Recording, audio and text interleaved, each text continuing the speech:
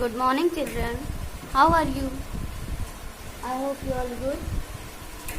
So, today moral is never say I can't. Always say I will try. Never say I can't. Always say I will try. कभी ये मत सोचो कि मैं ये कर नहीं सकता या सकती. हमेशा ये सोचना चाहिए कि जो हमसे ना हो उसको भी करने की कोशिश करें. इससे पहले मोरल में हमने आपको बताया था कि अगर हम करने की कोशिश करेंगे तो वो चीज हमसे जरूर होगी. कोई चीज ऐसी नहीं है जो हम नहीं कर सकते हैं. तो कभी ये मत कहिए कि हमसे ये नहीं होगा. हमेशा ये कहिए कि हम ये करने की कोशिश जरूर करेंगे. चलिए, so let's start study now. आज हम पढ़ेंगे हिंदी फर्स्ट का सेकेंड चैप्टर.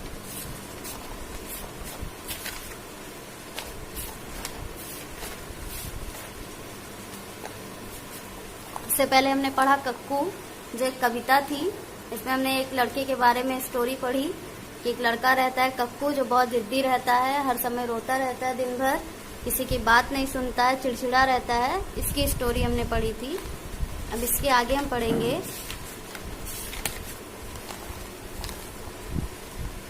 सेखीबाज मक्खी. सेखीबाज मतलब इतराना, घमंड करना, इस तरीके.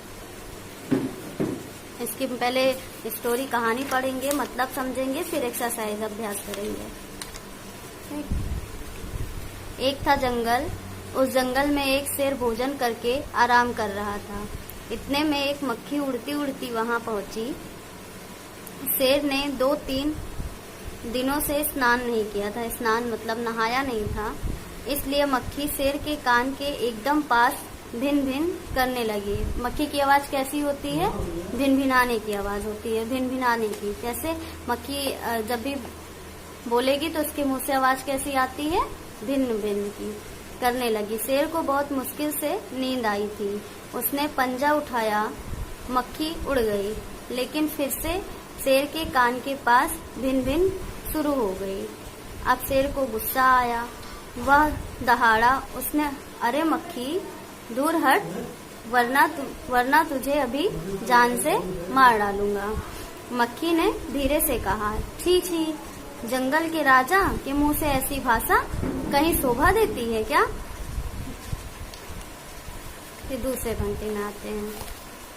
शेर का गुस्सा बढ़ गया. उसने कहा, एक तो मुझे सोने नहीं देती, ऊपर से मेरे सामने जवाब देती है. चुप हो जा, वरना अभी. मक्खी बोली, वरना क्या कर लोगे? मैं क्या तुमसे डर जाऊंगी? मैं तो तुमसे भी लड़ सकती हूँ. हिम्मत हो तो आ जाओ. शेर आग बबूला हो उठा. उसने, आग बबूला मतलब बहुत ज्यादा गुस्सा हो जाना. उसने कान के पास पंजा मारा. मक्खी तो उड़ गई, पर कान जरा सा छिल गया. मक्खी उड़ गई, लेकिन उसके कान पे क्या? चोट आ गई. उसका कान छिल गया. मक्खी उड़कर शेर की नाक पर बैठी तो उसने मक्खी को फिर पंजा मारा. उसने हटाने की कोशिश की. मक्खी उड़ गई. अब की बार शेर की नाक छिल गई. जहाँ जहाँ मक्खी बैठती वो पंजे से उसे हटाने की कोशिश करता और खुद घायल हो जाता. मक्खी कभी शेर के माथे पर बैठती, कभी गाल पर, तो कभी गर्दन पर. शेर पंजा मारता जाता और खुद को घायल करता जाता. मक्खी तो फट से उड़ जाती और शेर को चोट लग जाती. अंत में शेर ऊब गया, थक गया. ऊब गया मतलब परेशान हो गया कि एक चीज को बार बार करते वो परेशान हो गया और थक गया. वह बोला, मक्खी बहन, अब मुझे छोड़ो, मैं हारा और तुम जीती. बस. मक्खी ने क्या कहा शेर से कि अब मुझे छोड़ दो, मैं हार गया और तुम जीत गई. मक्खी घमंड में चूर होकर उड़ती उड़ती आगे बढ़ी. सामने एक हाथी मिला. मक्खी ने कहा, अरे हाथी, मुझे प्रणाम कर. मैंने जंगल के राजा शेर को हराया है. उसे घमंड आ गया कि उसने जंगल के शेर को हरा दिया, इसलिए जंगल में अब मेरा राज चलेगा. हाथी ने सोचा, इस पागल मक्खी से बहस करने में समय कौन बर्बाद करे. हाथी ने सूंड उठाकर मक्खी को प्रणाम किया और आगे बढ़ गया. सामने से आ रही लोमड़ी ने यह सब देखा हुआ था. लोमड़ी मंद मंद मुस्काने लगी. इतने में मक्खी ने लोमड़ी से कहा, अरे ओ लोमड़ी, चल मुझे प्रणाम कर। मैंने जंगल के राजा शेर और विशालकाय हाथी को हरा दिया है। विशालकाय मतलब बहुत बड़ा। हाथी कैसा होता है? बहुत बड़ा होता है। तो उसे ये घमंड आ गया, उसने शेर को और विशालकाय यानी बहुत बड़े हाथी को हरा दिया। लोमड़ी ने उसे प्रणाम किया, फिर धीरे से बोली, धन्य हो मक्खी रानी, धन्य हो। धन्य है आपका जीवन और धन्य है आपके माता पिता। लेकिन मक्खी रानी, उधर वह मकड़ी दिखाई दे रही है ना, वह आपको गाली दे रही थी, उसकी जरा खबर लो ना। उसने क्या कहा मक्खी से, लोमड़ी ने, कि जो मकड़ी है वो आपको गाली दे रही है, जाके जरा उसकी भी खबर लो। यह सुनकर मक्खी गुस्से से लाल हो उठी। मक्खी बोली, उस मकड़ी को तो मैं चुटकी बजाते खत्म कर देती हूँ। उसे घमंड था कि उसने शेर को और हाथी को हरा दिया है, तो मकड़ी को भी चुटकी में खत्म कर देगी। यह कहते हुए मक्खी मकड़ी की तरफ झपटी और मकड़ी के जाले में फंस गई। मकड़ी जाला लगाती है, उस जाले में वो फंस गई। मक्खी जाले से छूटने की जो कोशिश करती गई, त्यों वह उसमें अधिक फंसती गई। जो मतलब जैसे जैसे उसने कोशिश किया, त्यों वैसे वैसे उसमें और अधिक फंसती गई। अंत में वह थक गई, हार गई। यह देखकर लोमड़ी मंद मंद मुस्कुराती हुई वहां से चलती बनी। इसका मतलब समझा? इस कहानी का मतलब क्या निकला? इस कहानी का मतलब ये निकला कि मक्खी जो थी बहुत घमंडी थी, उसे अपने आप पे बहुत घमंड था, क्योंकि उसने शेर को परेशान कर दिया था, उसे हरा दिया था और हाथी को भी हरा दिया था। तो उसने सोचा कि जब हम शेर और हाथी को हरा सकते हैं तो मकड़ी कौन सी चीज है, उसे तो मैं चुटकी बजाते मार सकती हूँ। इस घमंड में उसने मकड़ी को मारने के चक्कर में उसके जाले में खुद फंस गई और उसने जितनी ज्यादा उसने कोशिश की, उतनी ज्यादा उसमें वो फंसती चली गई और उसके बाद फंसती हुई उसकी मौत हो गई। तो इसमें क्या, हमें कभी खुद पर घमंड नहीं करना चाहिए। अगर जो क्वालिटी, जो चीज मुझ में है, हो सकता है सामने वाले में हमसे ज्यादा हो, तो कभी हमें अपने से नीचे किसी को नहीं सोचना चाहिए और घमंड कभी नहीं करना चाहिए। मक्खी अगर जाल में फंस के मरी है तो किस वजह से मरी है? क्योंकि उसने खुद पर घमंड किया था, इस वजह से वो मकड़ी की जाल में फंस गई और मर गई। आइए अब अभ्यास पे आते हैं। पहला क्या है, कैसी लगी कहानी? कहानी तो हमें बहुत अच्छी लगी कि इस कहानी में हमने कक्षा में साथियों के साथ बातचीत करो। तुम्हें कहानी में कौन सबसे अच्छा लगा और क्यों? हमें कहानी में सबसे अच्छी लोमड़ी लगी। और क्यों लगी? क्योंकि उसने चालाकी से, उसने अपने दिमाग से मक्खी को फंसा दिया था, इसलिए हमें वो कहानी में सबसे ज्यादा अच्छी लगी। मक्खी मकड़ी के जाल में फंस गई थी, फिर क्या हुआ? कहानी को आगे बढ़ाइए। यहाँ हमने केवल इतना पढ़ा कि मक्खी जो है मकड़ी की जाल में फंस गई थी। अब इसके आगे हम कहानी बढ़ाएंगे। मकड़ी की जाल में मक्खी फंसने के बाद जब वो वहां से छूट नहीं पाएगी तो मर जाएगी। फिर दूसरे पे आते हैं, कहानी का नाम। अगर कहानी का नाम मक्खी को ध्यान में न रखकर लोमड़ी और शेर को ध्यान में रखकर लिखा जाता तो उसके क्या क्या नाम हो सकते थे? अगर हम यहाँ मक्खी को ध्यान में ना रखें, लोमड़ी और शेर को ध्यान में रख के इस कहानी का नाम लिखेंगे तो क्या लिखेंगे? चालाक लोमड़ी या शेर। ठीक है, इस तरीके से हम इसका नाम सोचेंगे। इसका नाम सोचिए कि इस मक्खी के अलावा अगर हम लोमड़ी और शेर को ध्यान में रखते तो इस कहानी का नाम क्या क्या रखते? सोचिएगा और बताइएगा। अब तुम कहानी के लिए एक और नया शीर्षक सोचो। या शीर्षक कहानी के किसी पात्र पर नहीं होना चाहिए। कहानी की किसी घटना के बारे में शीर्षक हो सकता है। जैसे हमने आगे कहानी पढ़ी है, मक्खी, मकड़ी, शेर, हाथी, लोमड़ी, इन सब की कहानी पढ़ी है। तो इन सब की कहानी के तरीके हमें यहाँ एक कहानी बनानी है जिसमें इस शीर्षक में, इस कहानी में किसी भी पात्र का उसमें नाम नहीं लिखना है।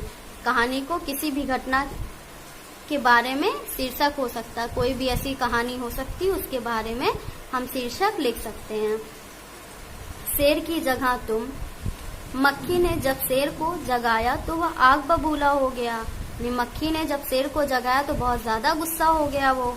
तुम्हें जब कोई गहरी नींद से जगाता है तो क्या करते हो? जब हमें कोई गहरी नींद से जगाता है तो हमें भी गुस्सा आती है।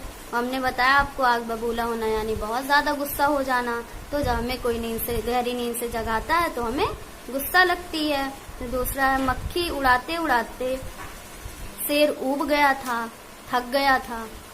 तुम क्या करते करते थक जाते हो? हम जब कोई एक काम बार बार करते हैं तो हम थक जाते हैं। वैसे मक्खी उड़ाते उड़ाते शेर बार बार थक गया था। मान लो तुम शेर हो, मक्खी ने तुम्हारे साथ जो किया, कुछ भी किया है वह तुम लोमड़ी को बताओ। तो इसमें आपको पता चलना चाहिए कि अगर हम शेर होते और मक्खी से परेशान होते तो हम लोमड़ी को क्या बताते। तो ये आपको खुद करना है। कहानी पढ़ी ना हमने, तो अपना दिमाग लगाइए और इसको कंप्लीट करिए। फिर है, शेर तो भोजन करके आराम कर रहा था, तुम खाना खा के क्या करते हो? अक्सर कभी हम खाना खा के टहलते हैं, कभी सोते हैं। ठीक है, हम यहाँ लिखेंगे अक्सर हम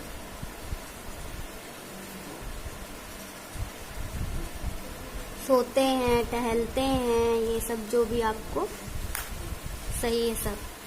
कभी कभी अक्सर हम सो जाते हैं, कभी कभी टहलते हैं।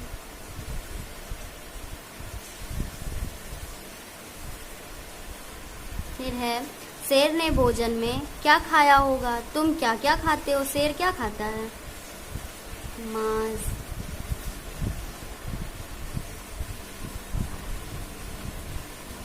हिरन, मनुष्य। हम क्या खाते हैं? दाल, चावल, रोटी, बहुत सारी चीजें हम खाते हैं ना वैसे। फिर है, किसने क्या कहा? नीचे कहानी से जुड़ी तस्वीर दी गई है, उसमें कुछ ना कुछ बोला जा रहा है। सोचो और लिखो कौन क्या बोल रहा है। ये खाली जगह देख रहे हो ना, इसी में लिखना है। इस चित्र को देख के क्या लग रहा है? मक्खी और शेर के बीच में कौन सोच रहा है, क्या सोच रहा है, वो हमें यहाँ लिखना है। तो इसमें मक्खी सोच रही है। मक्खी क्या सोच रही है? मक्खी सोच रही है शेर को परेशान किया जाए। ठीक है। फिर है दूसरा चित्र देख के हम क्या समझ रहे हैं कि शेर और मक्खी के बीच में क्या बात हो रही है। यहाँ क्या लिखा जाएगा?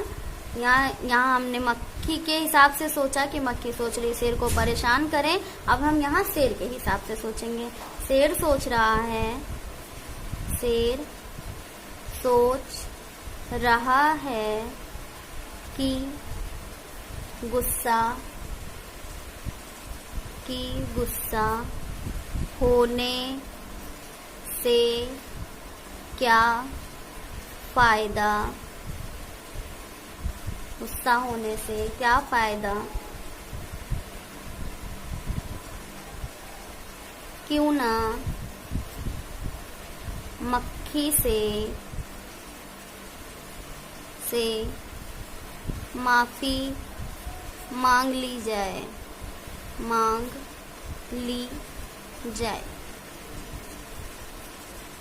ठीक है। फिर है, इसमें फिल हुआ है, हाथी क्या सोच रही है मक्खी को देख के। हाथी को देख, यहाँ पे मक्खी सोच रही है क्योंकि मक्खी के पास एरो लगा हुआ है, मक्खी को इशारा किया जा रहा है, तो यहाँ मक्खी सोच रही। हाथी को देखकर मक्खी बोली, मैं जंगल के राजा को हरा कर आई हूँ, तुम भी मुझे प्रणाम करो। फिर लोमड़ी और मक्खी लोमड़ी को देख के क्या बोली? अरे चालाक लोमड़ी, मैंने शेर और हाथी को हराया है, तू भी मुझे प्रणाम कर। लोमड़ी ने मक्खी से क्या बोला? लोमड़ी ने मकड़ी को देखकर क्या विचार बनाया? लोमड़ी सोची, इससे बहस करना बेकार है, अब चलो इसे प्रणाम करते हैं। इसने मकड़ी को देखा, फिर इसके दिमाग में आइडिया आया कि इस पे बहस करना बेकार है, इसको प्रणाम करते हैं और फिर फंसाते हैं इसको। कौन क्या, कहानी के हिसाब से बताओ। घमंडी, मक्खी घमंडी थी क्योंकि उसने सोचा कि हमने शेर को और हाथी को सबको हरा दिया है तो हमारे अंदर बहुत ताकत है, हम बहुत बलवान हैं, इसलिए इसको घमंड था इस बात का। घमंडी मक्खी। चतुर, हाथी, हाथी ने सोचा बेकार की बहस करने से क्या फायदा इस पागल मक्खी से, तो इसने चतुराई दिखाई और प्रणाम करके किनारे हो गया। समझदार हाथी, चतुर भी हाथी थी और समझदार भी हाथी थी। डरपोक, डरपोक शेर, शेर पर ऊब गया था, परेशान हो गया था, इसलिए उसने माफी मांग ली मक्खी से। सबसे चतुर, सबसे चतुर इसमें कौन सा पात्र था, लोमड़ी था, क्योंकि लोमड़ी अपने समझदारी अपने होशियारी से मक्खी को जाल में फंसा दिया था। आलसी, आलसी शेर, क्योंकि ना उठ के उसने उसे खाने की कोशिश की और ना उठ के उसने उसे मारने की कोशिश की, आलस में बैठा रहा और बैठे बैठे हाथ पैर चलाते थक गया, इसलिए उसने प्रणाम किया और मक्खी को अपने पास से हटा दिया। फिर है चुटकी बजाते ही। चुटकी बजाने का मतलब है बहुत जल्दी कर लेना। कोई काम चुटकी बजाते हैं कैसे कर लेते हैं, बहुत जल्दी कर लेते हैं। चुटकी बजा के करने का मतलब है बहुत जल्दी करना। तुम क्या कौन कौन से काम चुटकी बजाते ही कर लेते हो, बताओ। हम चुटकी बजाते कौन कौन सा काम कर लेते हैं, ब्रश कर लेते हैं, नहा लेते हैं, सारे काम हमारे चुटकी बजाते हो जाते हैं। जब कोई काम हमसे नहीं होता, कोई बोलता है करने के लिए, तो क्या कहते हैं, ये काम क्या है, ये तो हम चुटकी बजाते ही कर लेंगे, मतलब बहुत जल्दी कर लेंगे। अब तुम अपनी एक टोली बनाओ, उसमें एक लीडर बनेगा, वह बाकी बच्चों को करने के लिए काम देगा जिसे चुटकी बजाते ही करना होगा। जैसे बाहर से 5 पत्तियां लाओ और उनके नाम बताओ। सेखीबाज मक्खी के पात्रों के नाम बताओ, जो सबसे जल्दी कर लेगा वो लीडर होगा। ये आपको खुद करना है। अपने घर के लोगों के साथ आप ग्रुपिंग बनाइए, गेम खेलिए। फिर है रास्ता ढूंढो, या मकड़ी उस रास्ते से जाना चाहती है जिस पर चलकर सबसे ज्यादा जाले मिले। अंदर जाने के लिए 1, 2, 3, 4 और 5 में से कौन सा रास्ता होगा। इसमें मकड़ी रास्ते पे जाना चाहती है जहाँ सबसे ज्यादा जाला मिले, तो किस रास्ते से जाएगी, इसको देखो और दिमाग लगाओ, रास्ता ढूंढो, तो आपको करना है। फिर है भाषा की बात। इन वाक्यों को अपने ढंग से लिख कर बताओ। इन वाक्यों को अपने ढंग से लिख कर बताओ, यानी यहाँ पे उल्टी सीधी लाइन लिख दी गई, लाइन सारी सही है, बस ऊपर नीचे लिख दी गई है, आपको उसको अपने हिसाब से सेट करना है। और लाइन में भी कुछ थोड़ी बहुत मिस्टेक है, उसको सुधारना है। शेर आग बबूला हो उठा। शेर बहुत ज्यादा गुस्सा हो गया। उसकी जरा खबर लो ना, उसके बारे में पता करो। खबर लेना मतलब पता करना होता है। उस मकड़ी को तो मैं चुटकी बजाते ही खत्म कर देती हूँ, उस मकड़ी को मैं जल्दी ही मार। चुटकी बजाते यानी बहुत जल्दी करना। जंगल के राजा के मुंह से ऐसी भाषा कभी शोभा देती है। जंगल के राजा को ऐसी बात नहीं करनी चाहिए। फिर है उड़ते मंडराते। इनके पास तुमने अक्सर किन किन को उड़ते मंडराते देखा है। जलते बल्ब के आसपास। जलते बल्ब के आसपास हम क्या देखते हैं, मच्छर देखते हैं, छिपकलियाँ, कीड़े मकोड़े भी देखते हैं। खेतों में टिड्डे, मच्छर। इकट्ठे पानी के ऊपर किसे देखते हैं, मच्छर, मक्खी। अक्सर जहाँ एक जगह पानी इकट्ठा होता है उस पर क्या बैठते देखते हैं, मच्छर या मक्खी। फूलों पर तितली या भ्रमर। कचरे के ढेर पर मक्खी या मच्छर। हलवाई की मिठाइयों पर मक्खी, शहद की मक्खी। शहद पर भी मक्खी बैठती है, हलवाई की मिठाइयों पर मक्खी। आधे से ज्यादा जगह तो मक्खी ही बैठती है। कौन है सेखीबाज। क्या तुम किसी सेखीबाज को जानते हो, कौन है वह किस चीज के बारे में सेखी बघाड़ता है, यानी किस चीज के बारे में वो घमंड करता है, खुद को बनता है, वो आपको बताना। ये आपको करना है। आपको इस चैप्टर में कोई प्रॉब्लम होगी, कुछ नहीं समझ में आया होगा तो आप इसको पूछ लीजिएगा, हम आपको फिर से वो चीज़ बता देंगे। और एक बार स्टोरी खुद से रीड करिएगा और समझने की कोशिश करिएगा, और अच्छे से समझ में आएगा। और वर्क आपके PDF में जाएगा, उसको वर्क आप सारी चीज़ों को कर लीजिएगा। बुक में भी फिल कर लीजिएगा, कॉपी में भी करना है आपको। ये आपको बुक में ही करना है, इसको आपको करके देखना है। ये भी आपको बुक में ही करना है। जो आपको कॉपी में करना है, क्वेश्चन आंसर और एक्सरसाइज बुक की, वो सारे आपके पीडीएफ में जाएगा, वो वर्क कंप्लीट कर लीजिएगा। कहानी खोजो, इन चित्रों में छिपी एक कहानी है, अपनी अपनी कहानी सुनाओ, बच्चों को बताओ। अपनी अपनी कहानी इसमें सुनानी है आपको। चित्र को देख के एक कहानी बनानी है और लिखना है इसको आपको कॉपी में बाद में करना है। अभी आपको एक्सरसाइज पे ध्यान देना है। स्टोरी आप बनाइएगा बाद में, चित्र को देख के ही बनाना है स्टोरी। उसके बाद नेक्स्ट वीडियो में हम आपको चांद वाली अम्मा पढ़ाएंगे। इससे पहले आप इसको रीड कर लीजिएगा। MPS कोड है 74। Thank you.